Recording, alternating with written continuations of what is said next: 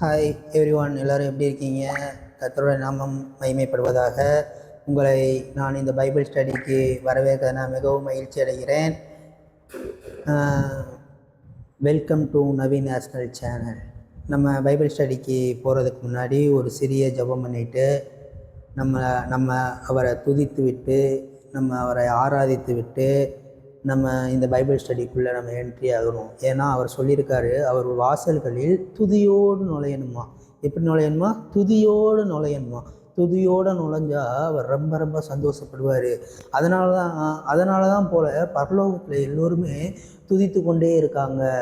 So பரலோகத்தை இங்கே கொண்டு வரணும்னா பரலோக ராஜ்யம் இங்கு வருவதாக என்று ஏசப்பா ஜோமணி சொல்லி கொடுத்தார்ல, அந்த பரலோக ராஜ்யம் இங்கே வருவதாக நான் மீனிங் என்னதுன்னா, அங்கே எப்படி துதி இருக்கோ அதே போல் துதி இந்த பூமியிலையும் இருக்கணுன்றதுக்காக தான் ஆண்டவர் சொல்கிறாரு, அங்கே இந்த பரலோக ராஜ்யம் இங்கு இறங்கி வருவதாக என்று சொல்கிறாரு. ஸோ பரலோகத்தில் எப்படி துதிக்கிறார்கள் அதே போல நாமும் துதிக்க வேண்டும்.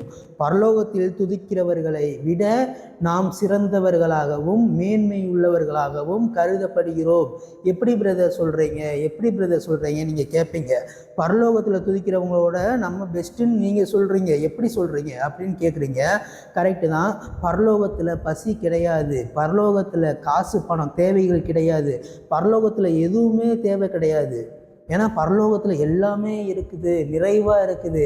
ஆனால் பூமியில் எல்லாமே குறைவாக இருக்கும்போது, இந்த குறைவின் மத்தியில், இந்த குழப்பத்தின் மத்தியில், இந்த பயத்தின் மத்தியில், இந்த பொருளாதாரத்தில் கொஞ்சம் கம்மியாக இருக்கிற நிலைமையில் நீங்கள் அவரை துதிக்கிறீங்களே, அது அவருக்கு மிக மிக ரொம்ப ரொம்ப பிடித்த விஷயமாக இருக்கிறது. பரலோகத்தில் நிறைவில் இருந்து ஆராதிக்கிறார்கள் தேவனை. பரலோகம் நிறைவிலிருந்து ஆராதிக்கிறது தேவனை. நீங்கள் நானும் குறைவுகளிலிருந்து நம் தேவனை ஆராதிக்கும் போது கர்த்தர் நம்மளை மகிமைப்படுத்துவாராக. கர்த்தர் நம்மளை மகிமைப்படுத்த போகிறாரு. ஸோ குறைவிலிருந்து நீ என் பையன் துதிக்கிறா, குறைவிலிருந்து என் பொண்ணு துதிக்கிறா அப்படின்னு சொல்லிட்டு அவருடைய கண்கள் எல்லாம் பூமியின் மேல் நோக்கமாக இருக்கிறது. கர்த்தருடைய கண்கள் பூமியின் மேல் நோக்கமாக இருக்கிறது. ஏன் பூமி மேலே அவர் நோக்கமாக இருக்கணும்? பரலோகம் அவ்வளோ பெரிய இடமாச்சே. பரலோகத்தில் அவர் தங்குறாரு. அவரோட இருப்பிடமே பரலோகத்தில் தான் இருக்குது. அப்படி இருந்து ஏன் அவர் பூமி மேலே கண்ணாக இருக்கிறாரு, ஏன் பூமி மேலே அவர் நோக்கமாக இருக்கிறார் என்றால், நீ குறைவிலிருந்து துதித்து கொண்டிருக்கிறாய். நீ குறைவிலிருந்து துதிக்கிற, கஷ்டத்திலிருந்து துதிக்கிற, வீட்டு சண்டையில் துதிக்கிற, எல்லாத்துலேயுமே துதிக்கிறனால ஆண்டவர் உன்னை கண்ணோக்கி கொண்டிருக்கிறார். அன்பான மகனே மகளே, இந்த வீடியோ பார்த்துக்கிறக்க ஒன்றை பார்த்து நான் சொல்லுகிறேன், ஆண்டவருடைய கண்கள் உன்மேல் நோக்கமாக இருக்கிறது. ஆண்டவருடைய கண்கள் உன்மேல் நோக்கமாக இருக்கிறது. நீ வாயை திறந்து பேசும்போது அவருடைய செவிகள் எல்லாம் உன்னுடைய வார்த்தையை கேட்க ஆவலாக இருக்கிறது. அவருடைய செவிகள் எல்லாம் உன்னுடைய வார்த்தையை கேட்க ஆவலாக இருக்கிறது என்று நான் உனக்கு சொல்லுகிறேன். அப்படியே இருக்கிற வண்ணமாக நம் கண்களை மூடி அவரை ஆராதிப்போமா, அவரை துதிப்போமா. ஓ ரீபா ஷந்தரி தொலோரோலோ. ஓ தேங்க்யூ ஜீசஸ். இந்த பைபிள் ஸ்டடியை நீங்கள் ஆசீர்வதித்து கொடுக்கறதுக்காக, இந்த பைபிள் ஸ்டடியை நீங்கள் ஒரு ஆசீர்வாதமான பைபிள் ஸ்டடியாக மாற்றி தரதுக்காக, அதற்காக நன்றி செலுத்துகிறோம் ஆண்டவரே. இயேசுப்பா ஸ்தோத்திர ஆண்டவரே. இந்த பைபிள் ஸ்டடியில் உங்கள் அசைவு, உங்கள் நகர்வு எங்கள் கண்களுக்கு தெரிய வேண்டும் ஆண்டவரே, எங்கள் கண்களுக்கு தெரிய வேண்டும் ஆண்டவரே. ஓ ரீபா ஷந்தரி தொலோரோ. ஓ Reeka தலராலா Chandari tolorolo ori bashantari tolorolo barala shantari katalara litaloro ori bashantari katalara la barala shantari toloro ori bashantari katalara la barala ba. ஒரு அசைவாடுதல். ஓ இவங்க உள்ளத்துக்குள்ள ஒரு அசைவாடுதல் காணப்படணும் ஆண்டவரே. இவங்க உள்ளத்துக்குள்ள ஒரு அசைவாடுதல் காணப்படணும் ஆண்டவரே. ஓ எத்தனையோ ஜனங்கள் குழப்பத்தில் இருக்காங்க, குழப்பத்தில் இந்த வீடியோ பார்த்து கொண்டிருக்காங்க, ஒரு பயத்தில் இந்த வீடியோ பார்த்து கொண்டிருக்காங்க.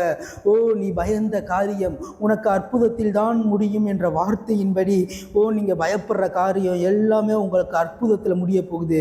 எந்த காரியத்தை காமிச்சு பிசாசு உங்களை பயமுறுத்தினானோ, எந்த விஷயத்தில் உங்களை பிசாசு பயமுறுத்தினானோ, அதே விஷயத்தை ஆண்டவர் கையில் எடுத்து உங்களுக்கு அற்புதமாக மாற்றி தருவாராக. அதே விஷயத்தை தேவன் கையில் எடுத்து உங்களுக்கு அற்புதமாக மாற்றி தருவாராக. நீ பயந்த காரியம், நீ அதுக்கு பயந்த விஷயம், அது உனக்கு இன்று அற்புதமாக மாறும். ஓ, உங்கள் வீட்டு கதவை தட்டுது. ஓ, பணம் உன் வீட்டு கதவை தட்டும். பணம் உன் வீட்டு கதவை தட்ட போகுது. ஓ, ஆசீர்வாதம் உன் வீட்டு கதவை தட்டும். ஆசீர்வாதம் உன் வீட்டு கதவை தட்டும். ஓ, வானத்தையும் பூமியும் சகலத்தையும் உண்டாக்கினவர் அவர் சொல்கிறாரு, நான் வாசற்படியிலிருந்து கதவை தட்டுகிறேன். ஓ, அவரே கதவை தட்டும்போது பணம் எப்படி உன் கதவை தட்டாமல் இருக்கும்? அவரே கதவை தட்டும்போது ஆசீர்வாதம் எப்படி உன் கதவை தட்டாமல் இருக்கும்? அதனால் இன்று உன்னுடைய கதவை தட்டுகிறது, பணம் உன்னுடைய கதவை தட்டுகிறது. ஓ ரீபா சந்த ரீகா தலரலபா. ஓ மகனே மகளே, அழுது கொண்டிருக்கிறாயா? புலம்பிக் கொண்டிருக்கிறாயா? உன் கண்ணீரை நான் கண்டேன், உன் கண்ணீரை நான் கண்டேன், உன் கண்ணீரை நான் கண்டேன் என்று ஆண்டவர் சொல்லி கொண்டிருக்கிறார். ஓ, நீ அழுது புலம்புனதெல்லாம் போதும். ஓ, உன் அழுகைக்கு தேவையான ஒரு சந்தோஷத்தை நான் வைத்திருக்கிறேன். உன் அழுகைக்கு தேவையான சந்தோஷம், ஓ, உன் புலம்பலுக்கு ஆனந்த களிப்பை கட்டளையிடுகிற தேவனாக அவர் இருக்கிறார். உன் புலம்பலுக்கு பதிலாக ஆனந்த களிப்பை அவர் கட்டளையிட்டு கொண்டிருக்கிறார். ஆனந்த களிப்பை அவர் கட்டளையிட்டு கொண்டிருக்கிறார். ஓ, உன் வீட்டை நோக்கி ஒரு செலப்ரேஷன் வந்து கொண்டிருக்கிறது. உன் வீட்டில் செலப்ரேஷன் வந்து கொண்டிருக்கிறது. ஒரு செலப்ரேஷன் நடக்க போகுது உன் வீட்டில். ஓ ரீபா சந்த ரீதோ லோரோ. ஓ, இந்த வீடியோ பார்த்துக்கிருக்க உன்னை பார்த்து யாரோ ஒருத்தருக்காக ஆண்டவர் பேசி கொண்டிருக்கிறாரு. உன் வீட்டில் அழுகையின் சத்தம் இத்தனை நாட்கள் கேட்டிருக்கலாம். ஒரு சண்டையின் சத்தம் இத்தனை நாட்கள் கேட்டிருக்கலாம். ஒரு குழப்பத்தின் ஆவி உன் வீட்டுக்குள்ளே இருந்திருக்கலாம். ஒரு சந்தேகத்தின் ஆவி உன் வீட்டுக்குள்ளே இருந்திருக்கலாம். ஆனால் இப்போ ஆண்டவர் அது எல்லாத்தையுமே ஓரங்கட்டி வச்சுட்டு உன் வீட்டுக்கு நேராக ஒரு செலப்ரேஷனை உண்டு பண்ணுறாரு. ஒரு செலப்ரேஷனை உண்டு பண்ணுறாரு. ஓ, இத்தனை நாட்கள் அழுகையின் சத்தம் கேட்ட உன்னுடைய வீடு இனிமேல் உன் கூடாரத்தில் அழுகையின் சத்தம் கேட்பது இல்லை. ஓ, துஷ்ட மனிதர்கள் உன் வழியாய் கடந்து வருவது இல்லை என்று ஆண்டவர் வாக்கு பண்ணுகிறார். ஏதோ ஒரு துஷ்ட மனிதனால் ஓ, உன் வீடு இந்த நிலைமைக்கு வந்திருக்கிறது. அந்த மனிதனை நீ தேடியும் காணாதிருப்பாய் என்ற வார்த்தையின்படி இன்று கண்ட எகிப்தியனை இனிமேல் நீ காண மாட்டாய் என்ற வார்த்தை உன் மேலே நான் அறிக்கை பண்ணுறேன். ஓ மேலே நான் அறிக்கை பண்ணுறேன். இந்த வீடியோ பார்த்துக்கிருக்க ஓ மேலே அறிக்கை பண்ணுறேன். ஓ ரீபா சந்த ரீகா தலரலபா. ஓ, இன்று கண்ட எகிப்தியனை நீ இனிமேல் காண்பது இல்லை என்று நான் அறிக்கை பண்ணுறேன். ஆண்டவரே, நான் அறிக்கை பண்ணுறேன். நான் பேசிக்கிட்டு இருக்கும் போதே, நான் ப்ராஃபஸி சொல்லும் போது நீங்கள் ஆமேன் ஹல்லேலூயா விசுவாசத்தோடு ஆமேன் சொல்லும்போது, ஓ, இன்று கண்ட எகிப்தியன்னா மனிதன் மட்டும் கிடையாதுங்க. உங்க வாழ்க்கையில இருக்க அந்த தரித்திரம், உங்க வாழ்க்கையில இருக்க அந்த நோய் வியாதி எல்லாமே தான் இன்று கண்ட எகிப்தியனை இனிமேல் நீ காண்பது கிடையாது. அந்த தரித்திரத்தை நீ இனிமேல் பார்க்க மாட்ட. நீ ஐஸ்வர்யவான மாற போற. நீ அந்த வியாதியில நீ இருக்க மாட்ட. உனக்குள்ள சுகம் பலன் எல்லா ஆரோக்கியமும் கடந்து வரப்போகிறது. பரலோகத்தில் இருக்க பலன் உன்னை இடை கட்டுவதாக இந்த நேரத்தில் கூட பரலோகத்தில் இருக்க பலன் உன் மேல இடை கட்டி ஓ உன்னை கூட்டி செல்ல, ஓ உன்னை தூக்கி செல்ல. ஓ, உன்னால் நடக்க முடியவில்லையா? உன் காலை மான் காலை போல மாற்றுவேன் என்று ஆண்டவர் வாக்கு பண்ணுகிறார். உன்னால் நடக்க முடியவில்லை, எனக்கு முட்டி வலிக்குது என்று நீ கதறி கொண்டிருக்கிறாயா? ஓ, என்னால் ஓடினதுலாம் போதும் ஆண்டவரே, இனிமேல் என்னால் ஓட முடியவில்லை என்று நீ புலம்பிக் கொண்டிருக்கிறாயா? ஆண்டவர் சொல்றாரு, இன்னும் போக வேண்டிய தூரம் வெகு தூரம் இருக்கிறது. போக வேண்டிய தூரம் வெகு தூரம் இருக்கிறது. உன் கால்களை நான் மான் கால்களைப் போல மாற்றுவேன். ஓ, எனக்கு பலன் இல்லை ஆண்டவரே, இதுக்கு மேல நான் எப்படி ஓடுவேன்? எனக்கு பலன் இல்லை. ஓ, காண்டா மிருகத்திற்கு ஒத்த பலனை உனக்கு தருகிற தேவன், ஓ, சிம்சோனுக்கு இருந்த அதே பலன் உனக்கு கடந்து வருவதாக. ஓ, சிம்சோனோட கதை முடியல. அவனுடைய முடி திரும்பவும் மலர்ந்தது. அதே போல ஓ மகிமை போயிருச்சுன்னு நினைச்சிட்டு நிறைய பேர் ஆட்டம் போட்டு கொண்டு இருக்கிறார்கள். ஆனால் நான் சொல்கிறேன், உனக்கு உன்னுடைய மகிமையை நீ போக விடவில்லை. உன் மகிமை உன்னிடத்தில் வந்து கொண்டிருக்கிறது. ஓ, கர்த்தருடைய மகிமை உன் மீது உதிக்கும். கர்த்தருடைய மகிமை இந்த நேரத்தில் ஓ மேல உதிக்க போகிறது. ஓ மேல உதித்து கொண்டிருக்கிறது. இந்த நேரத்தில் இந்த இடத்துல வச்சு கர்த்தர் ஓ மூலமா பேசுகிற ஒவ்வொரு வார்த்தைகளும் அது ஆம் என்றும் ஆமேன் என்றும் அது எழுதப்பட்டிருக்கிறது. ஓ ரீபா சாந்தரி கதலரலபா, ஓ ரீபா சாந்தரி கதலரலபரலபா சாந்தரி தோலோ, ஓ ரீபா சாந்தரி கதலரலபா. ஓ தேங்க்யூ ஜீசஸ். ஓ, தீங்கு நாளில் கர்த்தர் அவனை விடுவிப்பார். ஓ, உனக்கு தீங்கு நாட்கள் முடிந்து போயிற்று. ஓ, உன் துக்க நாட்கள் முடிந்து போயிற்று. உங்கள் துக்கம் சந்தோஷமாக மாறும் என்று ஆண்டவர் வாக்கு பண்ணுகிறார். உன் தீங்கு நாளில் இருந்து அவர் உன்னை விடுவிப்பார் என்று அவர் வாக்கு பண்ணுகிறார். உன் தீங்கு நாளே கிடையாது. அவர் உனக்கு விடுதலையை கொடுத்து ஒரு விடுதலை நாயகராக அவர் உன் முன் நிற்பார். இந்த பூமி மேல அவர் நிற்கிறார்னா அவர் உன் கிட்ட நிற்கிறது உண்மைதான். அவர் இந்த பூமியை உண்டாக்குனது உண்மைனா அவர் இந்த தீங்கை உன்னிடத்திலிருந்து விலக்கி போடுறது உண்மைதான். இந்த தீங்கு உன்னிருந்து விலக்கி போடப்படுகிறது. உன்னுடைய சுமை எல்லாம் குறைகிறது. இதோ வருத்தப்பட்டு பாரம் சுமக்கிறவர்களே, எல்லோரும் என்னிடத்தில் வாருங்கள், நான் உங்களுக்கு இளைப்பாறுதலை தருவேன் என்று சொன்ன ஆண்டவர் இந்த நேரத்தில் கூட எல்லாரும் வருத்தப்பட்டு பாரம் சுமக்கிறீர்களா? நீங்கள் எல்லோரும் வருத்தப்பட்டு பாரம் சுமத்து கொண்டிருக்கிறீர்களா? நீங்கள் எல்லோரும் என்னிடத்தில் வாருங்கள், அதாவது இயேசுவினிடத்தில் வாருங்கள், அவர் உங்களுக்கு இளைப்பாறுதலை தருவார். உண்மையான ரெஸ்ட்னா என்னங்க? உண்மையான ரெஸ்ட்னா என்ன? படுத்து தூங்குறதா? கிடையாது. ஆண்டவருடைய பிரசன்ஸ்க்குள்ளேயே இருக்கிறது தான் உண்மையான ரெஸ்ட். ஆண்டவருடைய அனாயிண்டிங்குள்ளே இருக்கிறது தான் உண்மையான ரெஸ்ட். ஸோ என்னிடத்தில் வாருங்கள், அவர்கிட்ட நெருங்கி வாங்க. அவர்கிட்ட நெருங்கி வர்றதுன்னா பிரசன்ஸை ஃபீல் பண்ணுங்க. யாராச்சும் பேசுறது கேட்டோன்னா உங்களுக்கு பிரசன்ஸ் ஃபீல் ஆச்சுன்னா ஆண்டவர் உங்க கூட நெருங்கி நெருங்கி நெருங்கி நெருங்கி வந்து கொண்டிருக்கிறார் என்ற அர்த்தம். இந்த நேரத்தில் கூட பிரசன்ஸை உங்களால் ஃபீல் பண்ண முடிஞ்சுச்சுன்னா, பிரசன்ஸை உங்களால் அனுபவிக்க முடிஞ்சுன்னா, என்னிடத்தில் வாருங்கள் என்ற வார்த்தை இப்பொழுது உறுதி செய்யப்படுகிறது. உங்களுக்கு நான் இளைப்பாறுதலை கட்டளையிடுவேன். ஆண்டவர், நீ பிரசன்ஸை ஃபீல் பண்ணாலே நீ ரெஸ்ட்டுக்குள்ள வந்துட்டேன்னு அர்த்தம். புரிந்து கொள்ளுங்கள் சகோதர சகோதரிகளே, புரிந்து கொள்ளுங்கள். நீ ரெஸ்ட்டுக்குள்ள வரணும்னா அவர்கிட்ட வரணும்னா என்ன? அவர் பரலோகத்தில் இருக்காரு, நானும் போய் மரித்து பரலோகத்துக்கு போறேன், அதுவா? அது கிடையாது. அவர்கிட்ட வரணும்னா செத்து போறதுதான் ஒரு வழியா? அது கிடையாது மகனே, மகளே. பிரசன்ஸுக்குள்ள வர்றது தான் அவர்கிட்ட வர்றது. நீ அவருக்கு என்னிடத்தில் வாருங்கள் சொன்னோனையும் சரி, ஒவ்வொருத்தங்களா செத்து பரலோகத்துக்கு போக வேண்டியதெல்லாம் ஏன் போக மாட்டேங்கிறீங்க? அவர் இளைப்பாறுதல் தர ரெடியா இருக்கார்ல, ஏன் போக மாட்டேங்கிறீங்க? பிரசன்ஸுக்குள்ள நீ வர வர வர வர ரெஸ்ட்டுக்குள்ள நீ வந்துகிட்டே இருக்க.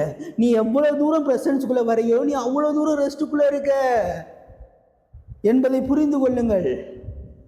ஓ, தேங்க்யூ ஜீசஸ் என்று சொல்லி நான் இவர்களை ஆசீர்வதிக்கிறேன் ஆண்டவரே. இப்போ பேசின ஒவ்வொரு வார்த்தைகளையும் இவர்கள் மேலே நான் வைக்கிறேன் ஆண்டவரே. இவங்க மேலே நான் வச்சு பேசுகிறேன் ஆண்டவரே. ஒவ்வொருத்தவங்களையும் பெயராய் தொட்டு ஆசீர்வதிங்க ஆண்டவரே. உங்கள் வார்த்தையை அனுப்பி ஆசீர்வதிங்க ஆண்டவரே என்று சொல்லி இயேசு கிறிஸ்துவின் நாமத்தில் கேட்குறேன் நல்ல பிதாவே, ஆமேன். ஹாய் கைஸ், எல்லோரும் எப்படி இருக்கீங்க? உங்களை இந்த பைபிள் ஸ்டடிக்கு வரவேற்கிறது நான் மிகவும் மகிழ்ச்சி அடைகிறேன். Welcome to all. நான் ஜெபமணிக்கு இருக்கும்போது ஆண்டவர் என்கிட்ட ஒரு வார்த்தையை ஞாபகப்படுத்தினார். சங்கீதம் 42ஆம் அதிகாரம் 1 வசனம். மானானது நீரோடைகளை வாஞ்சித்து கதறுவது போல தேவனே என் ஆத்துமா உம்மை வாஞ்சித்து கதறுகிறது. அதாவது நீரோடையை வாஞ்சித்து கதறுவது போல தேவனே என் ஆத்துமா உம்மை வாஞ்சித்து கதறுகிறது. அப்படின்னா என்ன அர்த்தம்னா, தேவன்னா யாரு? ஃபர்ஸ்ட் பாரு, தேவன்னா யாரு? ஃபஸ்ட்டு பாரு, ஃபஸ்ட்டு பைபிளை பாரு. தேவன்னா யாருன்னு ஃபஸ்ட்டு பைபிளை பாரு. மானானது நீரோடைகளை வாஞ்சித்து கதறுவது போல. அந்த இடத்துல மான் தான் நீ. மான்னா நீ, நீரோடைனா தேவன்.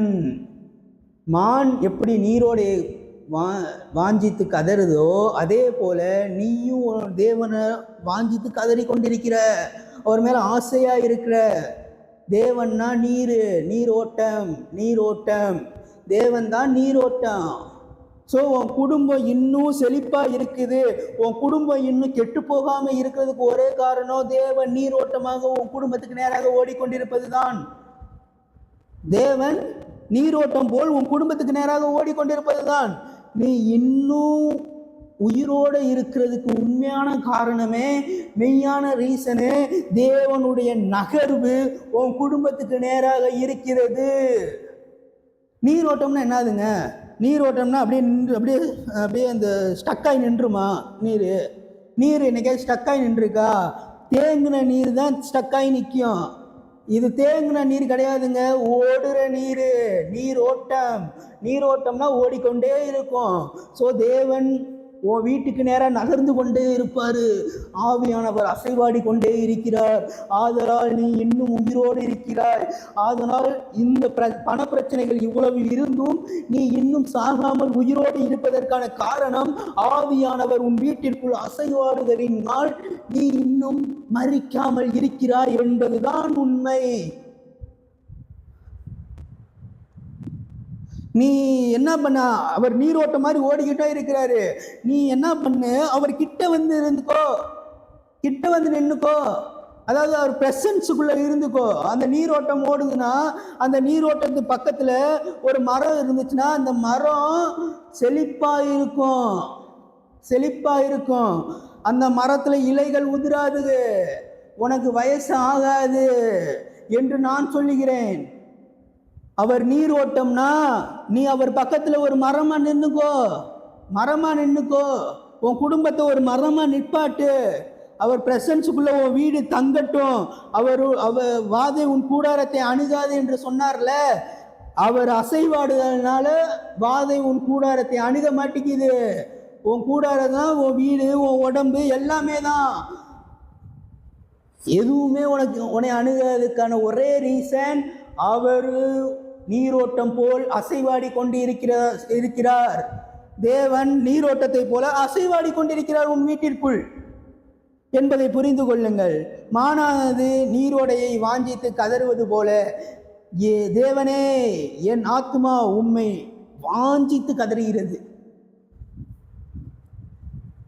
சோ அவர் ஓட ஓட நீ வளர்ந்து கொண்டே இருப்ப.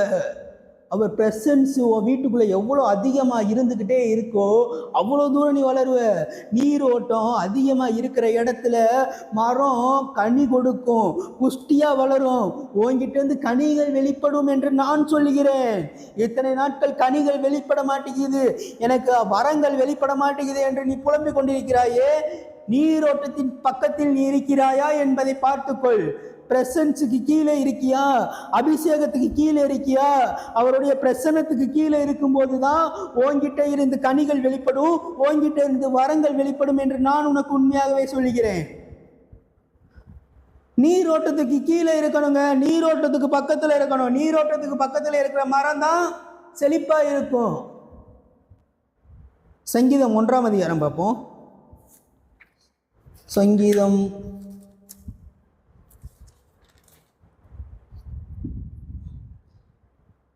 1ஆம் அதிகாரம். அவன் நீர்க்கால்களின் ஓரமாய் நடப்பட்டு தன் காலத்தில் தன் கனியை தந்து இலையுதிரா மரத்தை போல் இருப்பான். அவன் செய்வதெல்லாம் வாய்க்கும். ஸோ நீரோட்டத்துக்கு பக்கத்தில் இருந்தால் என்ன பெனிஃபிட்டு? அவன் நீர்க்கால்களின் ஓரமாய் நடப்பட்டு தன் காலத்தில் தன் கனியை தந்து. உனக்குன்னு ஒரு டைம் இருக்குமா, நீ அவசரப்படாத. உனக்குன்னு ஒரு டைம் இருக்கு, நீ எதுக்கெடுத்தாலும் முந்திரி கொட்டத்தனமா முந்திக்கிட்டு போகாத. அவர் சொல்லுவாரு, அது வரைக்கும் வெயிட் பண்ணு, அவர் வெயிட்டா பண்ணுவாரு. உனக்கு வெயிட் பண்ணு மகளே, வெயிட் பண்ணு மகனே. அவர் வெயிட்டா பண்ற நேரம் வரும். உன் காலத்தில் உன் கனியை தரக்கூடிய நாட்கள் வந்து கொண்டிருக்கிறது. ஒரு ஒரு மரத்தில் கனி வரணும்னா எடுத்தோடனே வந்துடாது, காயாகணும், அதுக்கப்புறம் கனி ஆகணும், டைம் இருக்கு, ஒவ்வொன்றுக்கும் ஒவ்வொரு டைம் இருக்கு. ஸோ உன்னுடைய ஆசீர்வாதத்துக்கு சில டைம்கள் இருக்கு, சில லிமிட்ஸ் இருக்கு. உடனே எடுத்தோணிலாம் பெரிய ஆள் ஆகிட முடியாது. யோசேப்பு எடுத்தோணி பெரிய ஆளாக கிடையாது, எடுத்தோணி ஆளுநராக கிடையாது. அவன் அடிபட்டான், காயப்படுத்தினார்கள். யோசேப்பை சிறைச்சாலையில் இருந்தான். சிறைச்சாலையில் இருந்து ஒரு நாள் இரவில் ஆண்டவனால் தூக்க முடியும் என்றால் அந்த காலம், அந்த டைம் இந்த இரவாக இருக்காதா என்று நான் உனக்கு சொல்லுகிறேன். இந்த இரவு கூட உன்னுடைய வாழ்க்கை மாறுகிற இரவாக இருக்கும் என்று நான் சொல்லுகிறேன். தன் காலத்தில் தன் கனியை தந்து இலையுதிரா மரத்தை போல் இருப்பான். இலையுதிரா மரத்தை போல் இருப்பான். இலையுதிரா மரத்தை போல் இருப்பான்னா உன் பல்லு விழுகாது. பல்லு வயசாயிருச்சு, பல்லு விழுந்துருச்சு அப்படிலாம் சொல்கிறீங்களே, பல்லு விழுகாது, உன் பல்லு ஆடாது, அப்புறம் கை தளராது, எதுவுமே ஆகாது, உனக்கு வயசே ஆகாது, உன் தோல் சுருங்காது, எதுவுமே ஆகாது. ஏன்னா நீ இலையுதிரா மரத்தை போல் இருப்பாய் என்று ஆண்டவர் சொன்னார்னா அந்த மரம் நீ தான். அந்த மரத்துலேருந்து ஒரு இலை கூட விழுகாது, அதாவது உடம்புலேருந்து ஒரு மயிறு கூட விழுகாது என்று நான் சொல்லுகிறேன். உன் உடம்புல இருந்து அவர் சொல்லாம ஒரு மயிரை கூட பிசாசினால புடுங்க முடியாது. கடைசியா அவன் செய்வதெல்லாம் வாய்க்கும், அவன் செய்வதெல்லாம் வாய்க்கும். ஸோ அடுத்து நீங்க ஒவ்வொரு காரியங்கள் செய்யும் போதும் உங்க பிஸ்னஸை தொடுற அந்த பிஸ்னஸ் வாய்க்கும், ஒரு வேலையை தொடுற அந்த வேலை வாய்க்கும், நீ கையிட்டு செய்கிற எல்லா காரியங்களும் வாய்க்கும் என்று நான் உனக்கு சொல்லுகிறேன். நான் சொல்லுவது மட்டும் இல்லாமல் வேதாகமும் சொல்லுகிறது, கர்த்தருடைய வார்த்தை சொல்லுகிறது, அவருடைய எழுத்து சொல்லுகிறது. ஒரு முதலமைச்சர் ஒரு லெட்டர் எழுதுறான்னா அந்த லெட்டருக்கு எவ்வளவு வேல்யூ இருக்கு, எவ்வளவு வேல்யூ இருக்கு. வானத்தையும் பூமியில் உள்ள சகலத்தையும் உண்டாக்கினவர் ஒரு லெட்டர் எழுதி நீ செய்வதெல்லாம் வாய்க்கும்பா அப்படின்னு சொல்லிட்டாருன்னா அதற்கு வேல்யூ இல்லையா? அதற்கு வேல்யூ இல்லையா? உனக்கு வேல்யூ இல்லையா? உன்னை குறித்து தான் எழுதியிருக்கிறார். அவர் பிரசன்ஸ்க்கு கீழே நீ இருக்க இருக்க இருக்க இருக்க உன்னை குறித்து அவர் எழுதி வைத்திருக்கிறார். நீ செய்வதெல்லாம் வாய்க்கும் அவர் என்று சொல்லியிருக்கிறார். முதலமைச்சர் சொல்லியிருக்காரு, நீ என்ன பண்ணாலும் பண்ணிக்கோப்பா, நீ எந்த சட்டத்தை வேணா எப்படி வேணா மாத்திக்கோ அப்படின்னு சொல்லிட்டு ஆர்டர் எடுத்து பாஸ் பண்ணிட்டாரு. அப்படின்னா என்ன அர்த்தம்? நீ என்ன வேணா பண்ணலாம் அர்த்தம். முதலமைச்சருக்கே அப்படின்னா வானத்தையும் பூமியும் உண்டாக்கினவர் சொல்லியிருக்காரு நீ செய்வதெல்லாம் வாய்க்கும்னு. உனக்கு என்னென்ன ஆசீர்வாதங்கள் கிடைக்கும் என்பதை சிந்தித்து பார்த்து செயல்படுங்கள் என்று நான் உங்களுக்கு சொல்லுகிறேன். இன்னும் நான் மெசேஜுக்குள்ளே வரல. இன்னைக்கு மெசேஜோட டைட்டிலே கூடாரத்தை திரும்ப எடுத்து கட்டுவேன். என்ன கூடாரத்தை திரும்ப எடுத்து கட்டுவேன்? விழுந்து போன தாவீதின் கூடாரத்தை திரும்ப எடுத்து கட்டுவேன். இதுதான் இன்னைக்கு மெசேஜுக்கான டைட்டில். ஸோ அவ்வளோதான. அவர் நீரோட்டமாக இருந்தால் அந்த நீரோட்டத்துக்கு பக்கத்தில் நீங்கள் எதுவுமே பண்ண வேணாம், அமைதியாக இருங்க. ப்ரெசன்ஸுக்கு கீழே அமைதியாக இருக்கும்போது ப்ரெசன்ஸில் இருக்க ஒவ்வொன்றுமே கெட்டு போகாது. நன்றாக புரிந்து கொள்ளுங்கள் சகோதர சகோதரிகளே. நான் கெட்டு போய்விட்டேன், நான் அழுக்காக ஆகிவிட்டேன் என்று நீங்கள் சொல்லுகிறீர்கள். ஆனால் நான் உங்களுக்கு சொல்லுகிறேன், நீங்கள் பிரசன்னத்துக்கு கீழாக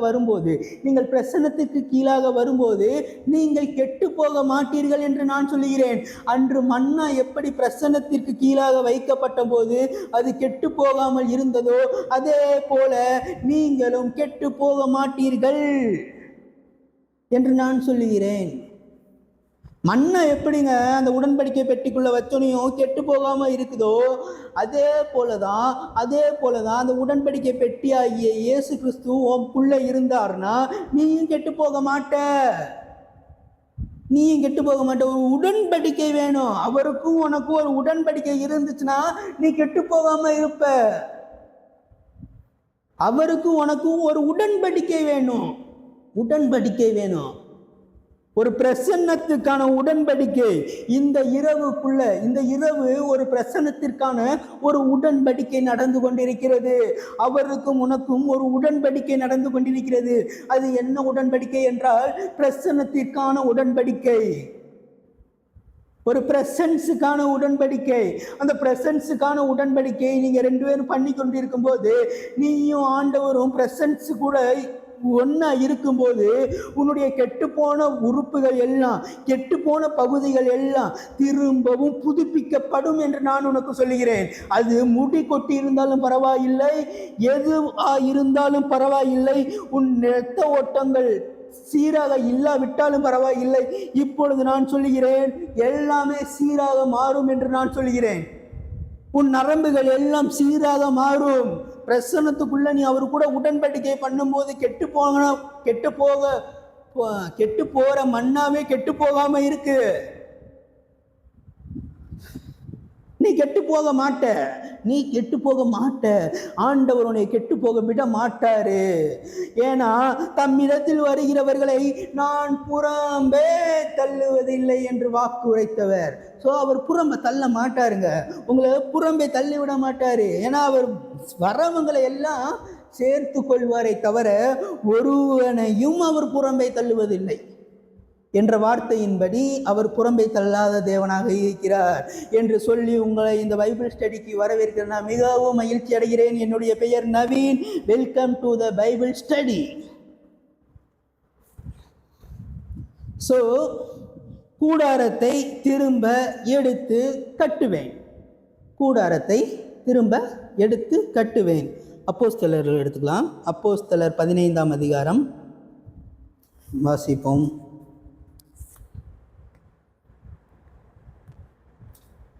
அப்போஸ்தலர் 15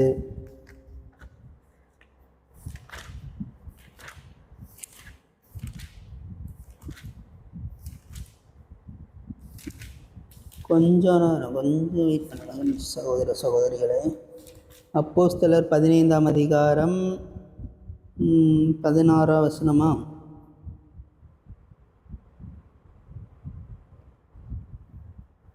17ஆம் வசனத்தை பாருங்க. நான் இதற்கு பின்பு திரும்ப வந்து விழுந்து போன தாவீதின் கூடாரத்தை மறுபடியும் எடுப்பித்து, அதாவது தாவீது கூடாரத்தை ஃபஸ்ட்டு நான் உங்கள்கிட்ட என்ன சொல்ல விரும்புகிறேன்னா, கூடாரம்னா என்ன அது ஃபஸ்ட்டு சொல்லிடணும்ல. கூடாரம்னா என்ன அது உங்களுக்கு ஃபஸ்ட்டு தெரியணும். கூடாரம்னா என்ன? நீங்கள் வீடு நினைப்பீங்க, இல்லாட்டினா உங்களுடைய சொத்துக்கள் நினைப்பீங்க, கொஞ்சம் ராஜரீகம். தாவீதுன்னு வேற சொல்லிட்டீங்க, அப்போ ஒரு ராஜரீகம், அவருடைய சிங்காசனம் அப்படின்னு நினைப்பீங்க. அதெல்லாம் கிடையாது. கூடாரம்னா அவர் சிங்காசனம் சொல்லியிருந்தா ஒரு வசனத்தில் சொல்லியிருக்காரு, நான் உன்னுடைய சிங்காசனத்தை நிலைநிறுத்துவேன் அப்படின்னு சொல்லியிருப்பாரு. இந்த வசனத்திலே அப்படியே சொல்லியிருக்கலாம். அவர் என்ன சொல்லியிருக்காரு? தாவீதின் கூடாரத்தை எடுத்து கட்டுவேன்னு சொல்லியிருக்காரு. ஸோ கூடாரம்னா என்ன? 2 கொரிந்தியர் 5ஆம் அதிகாரம் 1ஆம் வசனம்.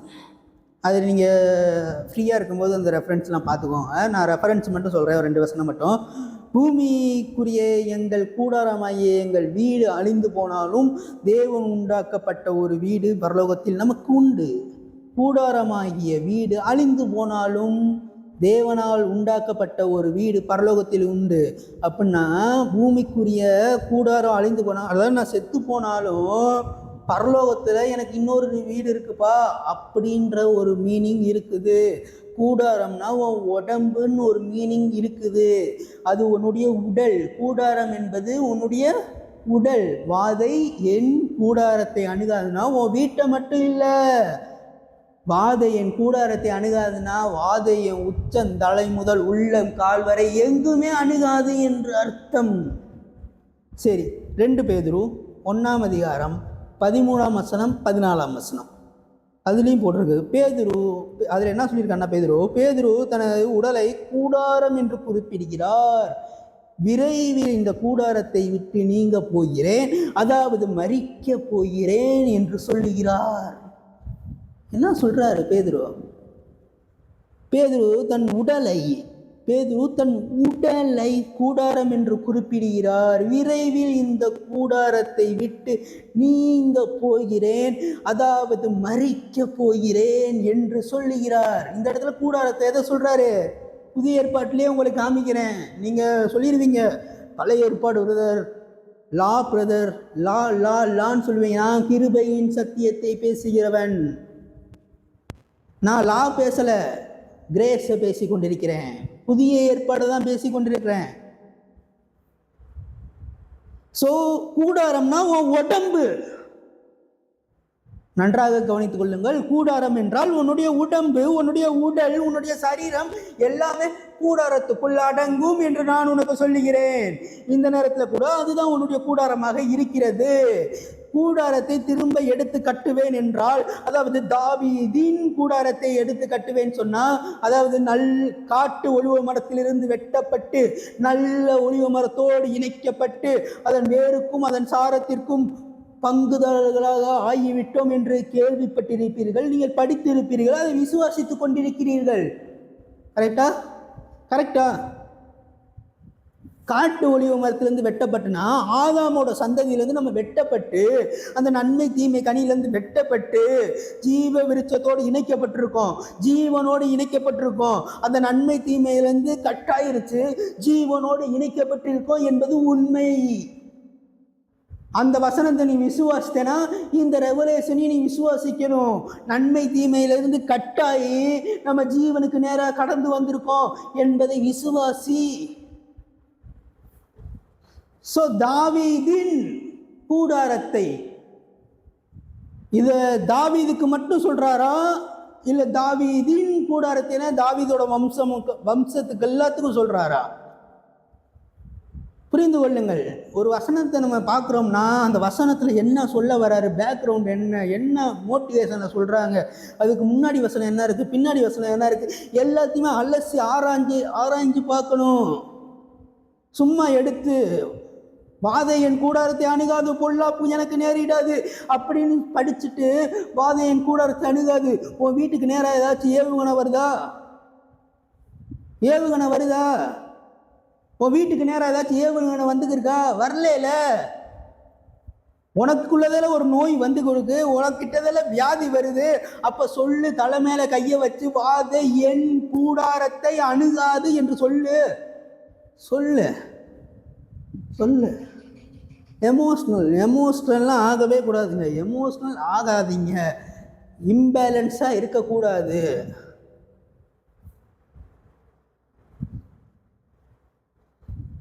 தாவீதின் கூடாரத்தை திரும்பவும் எடுத்து கட்டுவேன் அப்படின்னு சொன்னார்னா, தாவீதோட வம்சம் வரலாறு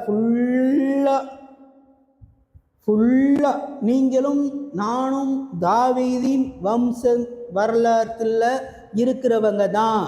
உங்களுடையவர்களை இறந்தார்கள்ல, அவர்களும் தாவீதோட வம்சத்து வரலாறு தான், அவங்களும் வம்சத்தோட ஆளுதான். சோ தாவீதின்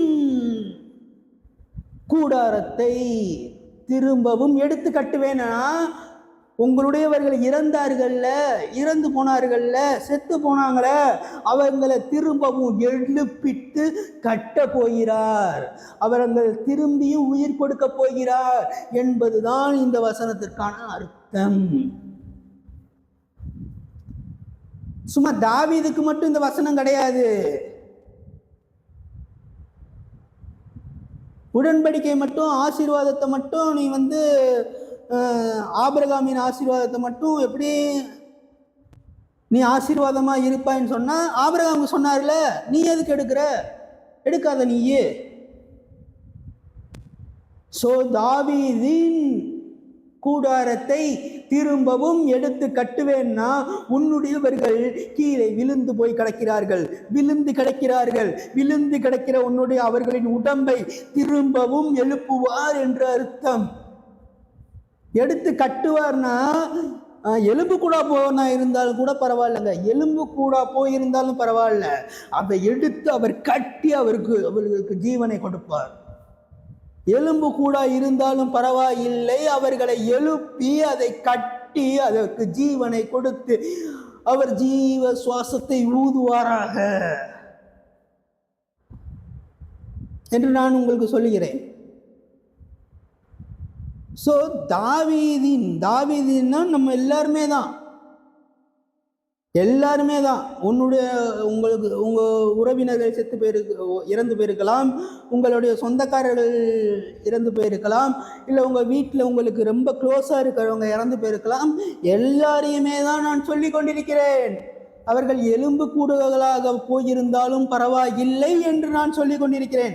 20 வருஷமானாலும் பரவாயில்ல, 30 வருஷமானாலும் பரவாயில்ல, 40 வருஷமானாலும் பரவாயில்ல, 50 வருஷம் ஆனாலும் பரவாயில்லைங்க. அவர்களை திரும்பவும் எடுத்து கட்ட வல்லமையுள்ள தேவன் நம் தேவன் என்று நான் உனக்கு சொல்லுகிறேன். அவர்களை திரும்பவும் எடுத்து கட்டுவார். எங்கெந்த எடுத்து கட்டுவார்? புதைந்து கிடக்கிறவங்களை எடுத்து அவர் கட்ட போகிறார். தாவீதின் விழுந்து போன கூடாரத்தை திரும்பவும் எடுத்து கட்டுவேன். விழுந்து போன கூடாரம், விழுந்து போன உடம்பு, விழுந்து போன உன்னுடைய சரீரம், விழுந்து போயிருச்சுல, நோயினால விழுந்து போய் கிடக்குதுல, எந்திரிக்க முடியல, பெட்ல படுத்திருக்கல, அந்த சரீரத்தை திரும்பவும் எடுத்து கட்ட போகிறார். உன்னுடைய வியாதிக்கு இந்த வசனத்தை நான் பேசிக் கொண்டிருக்கிறேன். உன்னுடையவர்களின் மரணத்திற்காக இந்த வசனத்தை நான் பேசிக் கொண்டிருக்கிறேன். அவர்கள் திரும்பவும் உயிர் அடைவார்கள் என்று நான் பேசிக் கொண்டிருக்கிறேன். உன்னுடைய வியாதி சுகமாகும் என்று நான் பேசிக் கொண்டிருக்கிறேன். சும்மா ஏதோ ஒன்று நான் பேசவில்லைங்க. விழுந்து போன உன்னுடைய உடம்பு விழுந்து போச்சுல, உன் கை விழுந்து போயிருக்கு, உன் கால் நடக்க முடியல, சுகர் ஏறிடுச்சு, அது பண்ணுது, இது பண்ணுது, தலை சுத்துது, இது சுத்துது, அது சுத்துதுன்னு சொல்லி கொண்டிருக்கிறேன். ஒன்றை பார்த்து நான் பேசிக் கொண்டிருக்கிறேன். உன்னுடைய வியாதியை அவர் எடுத்து கட்டுவார். வியாதியை கட்டிடுவாருங்க. அவரு வியாதியை கட்டிடுவாரு. உனக்கு வியாதி வர முடியாது, ஏன்னா அவர் எடுத்து அதை கட்டுவார். உன்னுடையவர்கள் மரண படுக்கையில் கிடக்கிறார்கள், மரணத்திற்குள் கிடக்கிறார்கள், மரித்து கிடக்கிறார்கள், விழுந்து போன சரீரமாக இருக்கிறார்கள். அவர்களை எடுத்து கட்டுவார். அவர்களையும் எடுத்து கட்டுவார். அவர்கள் எலும்பு கூடுகளாக இருந்தாலும் பரவாயில்லை, மண்ணோடு மண்ணாக இருந்தாலும் பரவாயில்லை, மண்ணினாலே ஒரு உருவத்தை உண்டு பண்ணி அதற்கு ஜீவ சுவாசத்தை ஊதினவர், அதே போல உன்னுடையவர்களின் மண்ணினால் அவர்களையே உருவாக்கி அதற்கு ஜீவ சுவாசத்தை அவர்னால் ஊத முடியும் என்று நான் சொல்லுகிறேன்.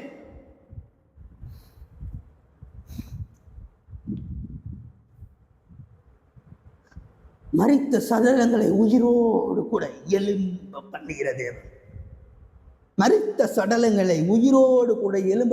தேவன். கல்லறைகளையும் பிரேத குழிகளையும் அவர் தோண்டுகிற தேவன். இந்த பிரேத குழிகளை வெளிப்பட பண்ணுவேன் என்று சொன்ன ஆண்டவர் இந்த நேரத்தில் கூட தாவீதின் விழுந்து போன கூடாரங்களை அவர் திரும்பவும் எடுத்து கட்டுவார். தாவீது மட்டும் கிடையாது, தாவீதோட வம்சங்கள் ஃபுல்லா இப்ப வர விழுந்து போய் கிடக்கியா, உன்னை எடுத்து கட்ட போகிறார் ஆண்டவர். விழுந்த நிலைமையில இருக்கியா, உன்னை எடுத்து கட்டுவார். உன் ஃபைனான்ஸ் விழுந்துருச்சா, அவர் எடுத்து கட்டுவார் என்று நான் உனக்கு சொல்கிறேன். உன் பிசினஸ் விழுந்துருச்சா, அவர் எடுத்து கட்டுவார் என்று நான் உனக்கு சொல்கிறேன். உன் ஊழியம் விழுந்துருச்சா, அவர் எடுத்து கட்டுவார் என்று நான் உனக்கு சொல்லுகிறேன். எல்லாத்தையுமே எடுத்து கட்ட நமக்கு தேவன் இருக்கிறார், நம்முடைய தேவன் இருக்கிறார் என்று நான் உனக்கு சொல்லுகிறேன். எடுத்து கட்டுவாருங்க. அவர் எடுத்து கட்டுறதுல தான் அவர் ஸ்பெஷலிஸ்டே. ஒவ்வொருத்தவங்களுக்கும் ஒவ்வொரு ஸ்பெஷல் இருக்கும்ல. நம்ம தேவனுக்கு ஸ்பெஷலு விழுந்து போனதை எல்லாத்தையுமே எழுப்புறது தான் அவரோட ஸ்பெஷலு. விழுந்து போனதை எழுப்புறது அவருடைய ஸ்பெஷலுங்க. விழுந்து போயிருச்சுன்னு மனுஷங்க நினைப்பாங்க, விழுந்து போயிட்டேன்னு நினைப்பாங்க மனுஷங்க உன்னைய பார்த்து. ஆனா அவர் உன்னை எழுப்புறது தான் அவருக்கு ஸ்பெஷலு. நீ அவருக்கு ஸ்பெஷலு, அதனால உன்னை எழுப்புறது ஸ்பெஷலு. புரிந்து கொள்ளுங்கள் சகோதர சகோதரிகளே. என்னை எழுப்புறதுனால என்ன ஸ்பெஷல் நீ கேட்குற?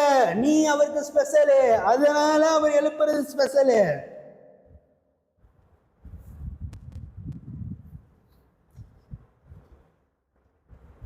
புரிந்து கொள்ளுங்கள்.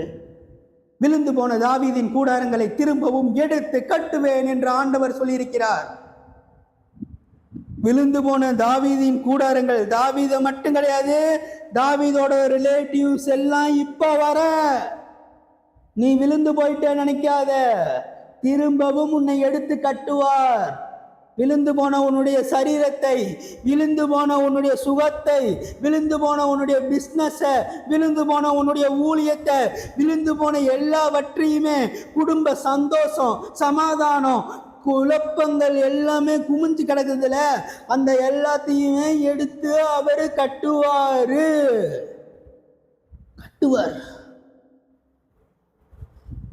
கட்டுவார் என்று நான் உங்களுக்கு மெய்யாகவே சொல்லுகிறேன்.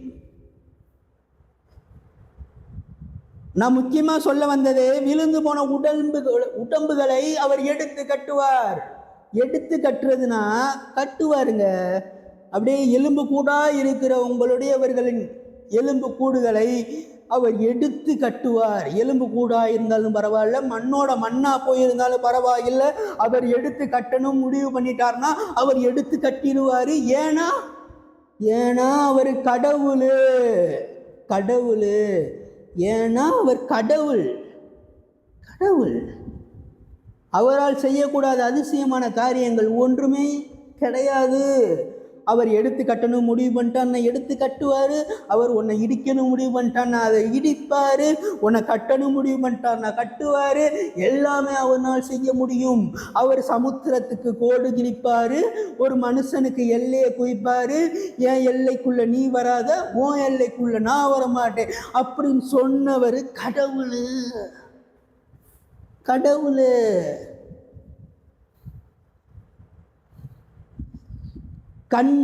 கல்லை அடிச்சு தண்ணியை கொண்டு வராரு. அவாந்திர வெளிகள்ல ஆறுகளை ஓட பண்ணுவாரு. அவரு கடவுளுங்க. எல்லாமே ஒரு நாள் பண்ண முடியும். ஏதோ நீ தப்பு கணக்கு போட்டுறாத. இந்த பவர்லாம் அவர்கிட்ட இல்லைன்னு நினைச்சிடாத. விழுந்து கிடக்கிறவன் உன்னுடையவர்களை அவர் திரும்பவும் எழுப்புவார் என்று நான் உனக்கு சொல்லுகிறேன். விழுந்து கிடக்கிற உன்னுடையவர்களை அவர் திரும்பவும் எழுப்புவார். இந்த நேரத்தில் கூட நான் உனக்கு சொல்லுகிறேன், விழுந்து கிடக்கிற எல்லா உடம்புகளும் இந்த நேரத்தில் உயிர்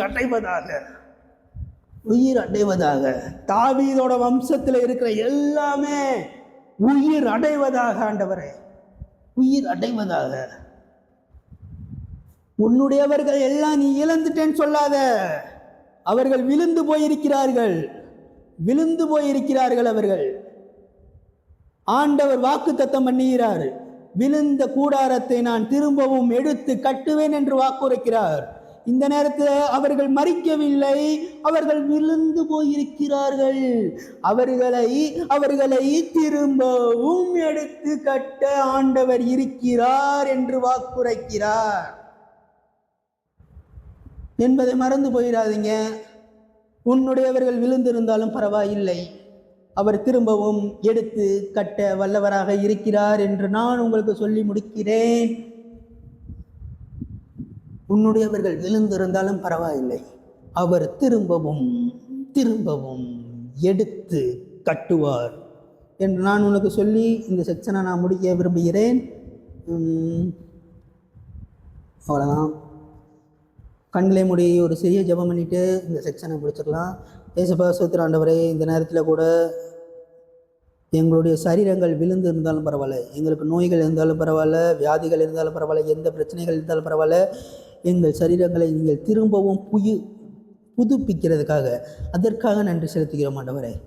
புதுப்பிக்கிற சரீரங்களுக்காக நன்றி செலுத்துகிறோம் ஆண்டவரே. ஏசப்பா ஸ்தோத்திரம், எல்லா தீமைகளிலிருந்து எங்களை ரட்சித்து விடுவிக்க உதவி செய்ய ஆண்டவரே. விழுந்து போன என்னுடைய சரீரங்களை, விழுந்து போன என்னுடையவர்களின் சரீரங்களை நீங்கள் திரும்பவும் உயிர் பெற செய்ய முடியும் என்ற நம்பிக்கை, விசுவாசத்தில் நாங்கள் இருக்கிறோம் ஆண்டவரே. உம்மால் செய்யக்கூடாத அதிசயமான காரியங்கள் ஒன்றுமே இல்லை என்று நான் சொல்லியிருக்கிறேன். இயேசு கிறிஸ்துவின் நாமத்தில் கேட்கிறேன் நல்ல பிதாவே, ஆமேன். ஓகே காய்ஸ், எல்லோரும் சந்தோஷமாக இருங்கள். நெகேமியா ராஜா சமூகத்தின் முன்பாக துக்க முகமாக இருந்தது கிடையாது. அதே போல் ராஜாவோட பார்வையில், அவருடைய ப்ரெசன்ஸில் நீங்களும் உங்கள் முகங்களும் துக்க முகமாக இருப்பதை அவர் விரும்ப மாட்டார் என்று நான் உங்களுக்கு சொல்லுகிறேன். ஸோ துக்க முகமாக இருக்காதீங்க, சந்தோஷமாக இருங்க, சிரிச்சுக்கிட்டே இருங்க. உன்னுடையவர்கள் விழுந்து போய்விட்டார்கள் தான் தவிர இறந்து போகவில்லை என்ற சத்தியத்தை புரிந்து கொள்ளுங்கள். அவர்கள் விழுந்து கிடக்கிறார்கள், ரொம்ப நாட்களாக அவர்கள் விழுந்து கிடக்கிறார்கள். ஒரு வசனம் கூட இருக்கிறது, விழுகிறவர்கள் எழுகிறது இல்லையா, வழி தப்பி போனவர்கள் தன் வழியை அறிகிறது இல்லையா. ஸோ அவர்கள் விழுந்து கிடக்கிறார்கள், அவர்கள் திரும்பவும் எழுவார்கள் என்று நான் உங்களுக்கு மெய்யாகவே சொல்லுகிறேன். ஸோ அழுகாதீங்க, புலம்பாதீங்க, என்னுடையவர்கள் போயிட்டார்களே, திரும்ப வரமாட்டாங்களே அப்படிலாம் புலம்பாதீங்க.